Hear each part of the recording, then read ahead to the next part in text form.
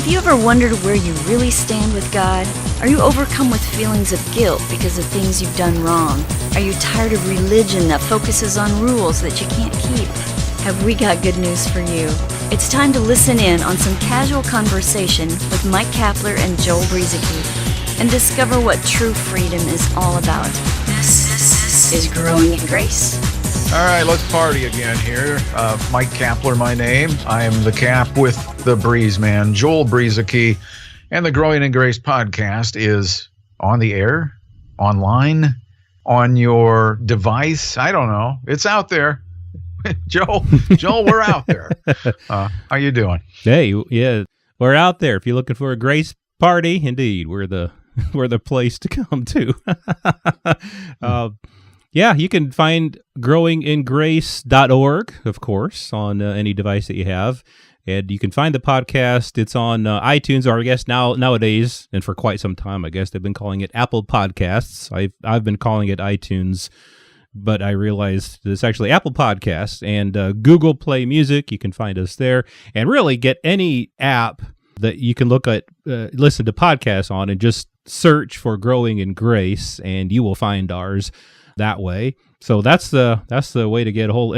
If you'd like to get a hold of us too, we love hearing from people. Find the email address, contact information at growingingrace.org. Cap, I know that you are on kind of a high today as we record today. Cap was a preacher man this morning. Got to preach 2 full services. Basically, the topic of the difference between the covenants. Something that we've talked about here and there on this podcast. Basically, you just took that fire hose and just sprayed it all over those people there with the gospel of grace, the difference between the 2 covenants. And so, yeah, you and we could probably do a podcast on what happened this morning. It was a great experience, and I'm thankful to Pastor Dan over at Heartland Vineyard who allowed me to do it, because it was what you just said.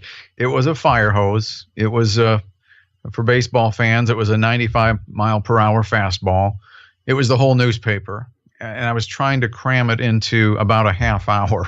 So you can imagine, especially when some of this was going to be a little bit unfamiliar for a lot of people, how this could have been a bit of a shell shock situation for certain individuals anyway. But I think it went okay. I'm sure there was a lot there to digest. I wish I could have shared more on certain things, and I warned people ahead of time, Joel, because sometimes you can only give the headlines and you can't always expound on everything, especially considering that much of this stuff has taken me, almost a quarter of a century to grow into and understand. And I still feel like I'm only scratching the surface. So it was fun. And thank you, sir, for being there and being one of my cheerleaders.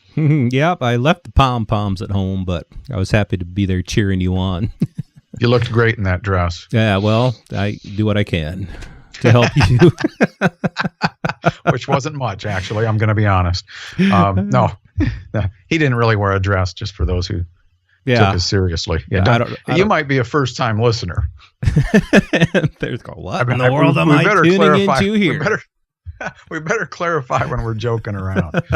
Yeah, some people, I think we've talked about this before. Sometimes I have such a straight face when I'm trying to be funny, and sometimes it doesn't come across as funny. Sometimes it's because it's not funny, but other times it's because I say it with a straight face and people don't know if I'm joking or not when I'm joking.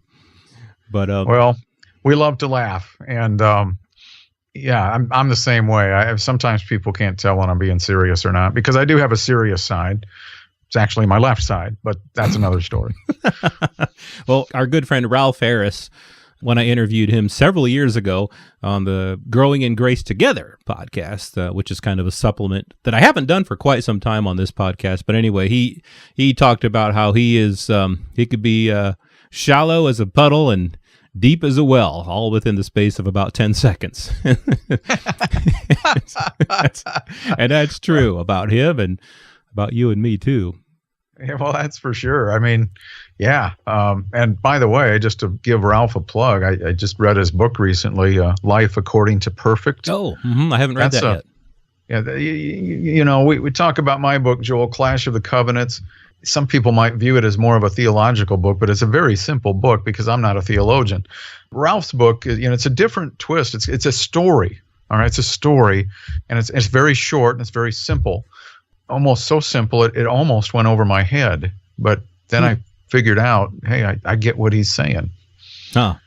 So I'm saying I don't want to give anything away. I'm just saying if you're looking for a short, good, easy, grace-type book to read that's, not just your typical Christian teaching book, then that might be a good one to consider. Cool. Awesome. Well, one thing that you brought up this morning when you were preaching, when you were being the preacher man, leads into something that we're going to be talking about today. As you were talking about the two covenants, you brought up something from 2 Corinthians 3, and that's, again, something that we've talked a lot about on this podcast in the past, too. It's a go-to chapter for us. We really love the truths that Paul talks about in here, and it's one of those that you have to pay attention to the context. And without getting into the whole passage there, Paul talks about how the people he's writing to are an epistle of Christ, ministered by us, written not with ink, but by the Spirit of the living God, not on tablets of stone, but on tablets of flesh. And he's talking about their hearts. And he says, we have such trust through Christ toward God, not that we are sufficient of ourselves to think of anything as being from ourselves, but our sufficiency is from God, who also made us sufficient as ministers of the new covenant, not of the letter, but of the Spirit. For the letter kills, but the Spirit gives life. And something that I have picked up on in the past from other people is something that I've heard how I've heard people interpreting that passage there is a little off to me, or it's quite off to me. And what I'm talking about is when Paul says, not of the letter, but of the Spirit, for the letter kills, but the Spirit gives life, people kind of add into this, or they act as if it's implying something that it's not really implying there. What they'll say is, not of the letter of the law, they'll add, but the Spirit of the law. For the letter of the law kills, but the Spirit of the law gives life. Again, they're adding that in there, and it's not actually in there. Paul is not talking about the spirit of the law versus the letter of the law. What they'll say is that, well, if you try to live by the letter of the law, like live by the law perfectly, of course it's going to kill. So we need to live by the spirit of the law. And then I've heard people define that in many different ways. But either way, I think their definition is made up because it's not really there. So what do you think about that? I'm with you. I mean, you posted something on this about the spirit of the law on social media, and it caught my attention. I don't usually look at what you post. I'm just kidding. That's good. I'm feeling very insecure now. But that one jumped out at me. I mean, I totally relate to almost everything you post, and it's just sort of like, I mean, you and I are so much on the same page with things, but this was kind of a thing that caught my eye. And it's one of those things that theologians love to throw out there. And, I've never really even thought that much about it. It's one of those things I haven't really heard that much about. But I did some quick searches, not any detailed, extensive research, but I began to see some of this theological, I call it theological mumbo jumbo. It's just, oh, Joel, while I'm talking right now, if people can picture this, I can feel myself. As soon as I start talking about theologians, and I don't mean to sound mean. I don't mean to sound cruel. It's just that I'm slumping forward right now and my shoulders are sagging just thinking about it. Because I understand. There's a lot of double talk out there. And it's no wonder sometimes when people hear ministers talk based on this educational theological thing that they've received, and it gets passed on to others, and these mindsets, they get very complicated. They use this ambiguous language, confusing words, and it just becomes complicated. No wonder people sometimes just don't want to pick up their Bible. It's just too hard to follow. It's too hard to follow. And this is just another one of those made up phrases. There's a lot of Christian talking points out there. I guess the spirit of the law is one of them, at least in the ministry community. And they're pretty consistent, by the way, at using some other scriptures out of context and applying them to another verse. So we have a verse here and a verse there and a verse there, and they kind of tie it together, and they'll make it sound like it is making sense, and people will buy into it. You know, they'll make it look like a nice Christian package with sprinkles on it and frosting, and then when people bite into it, they find out there's a hook in there. Ouch. And so one of the trails that follows this spirit of the law stuff that's made up, one of the things you'll find along the trail is that we've become spiritual Jews. Mm-hmm. They'll kind of dip into Romans 2 on that one, maybe some other places too. Joel, maybe this is something we have talked about in the past. I mean, we've been doing this for nearly 14 years now. I would imagine we've talked about a lot of things, but we're really, we're not engrafted Jews. That's misleading. And there's a couple different passages where people will pull that out, but it's misleading.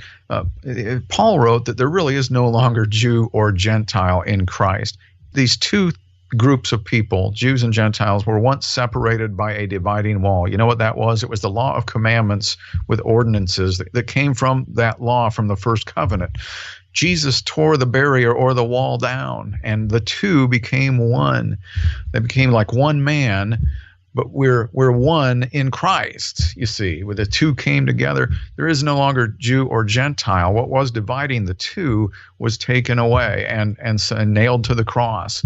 And so, I'm going to let you wrap this up here because I know we took some time sharing some other things at the beginning of the podcast, but we're coming toward the end here.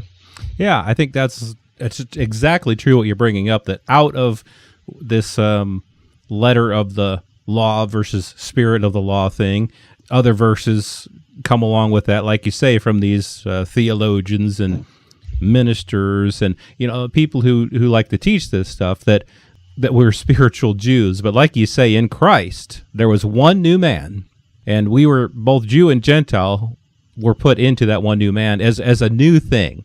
It's not the old. It's not a Jewish thing. It's not a Gentile thing. It's a brand new thing.